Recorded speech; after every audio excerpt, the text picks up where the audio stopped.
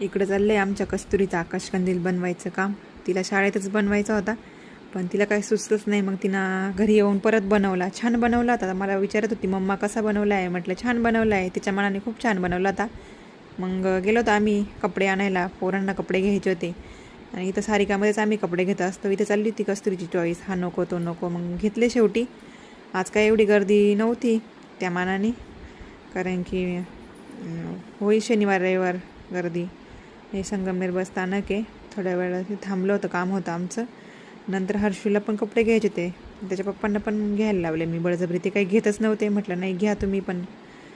आणि मग आज वसुबारस होती ना, मग कस्तुरीने तयारी केली. ही रांगोळी वगैरे छान काढली होती.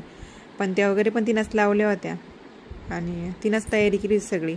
नंतर आम्ही शेजारी आमच्या गाई, तिथं गाईची पूजा करायला गेलो होतो. इकडं शेजारच्या वहिनी आम्ही सगळ्याच पूजा करत होतो.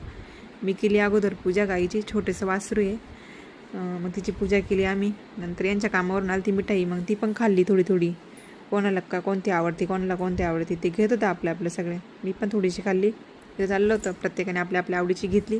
नंतर दुसऱ्या दिवशी गेलो होतं किराणा आणायला. तर इथे एवढ्या लांबलाच रांगा.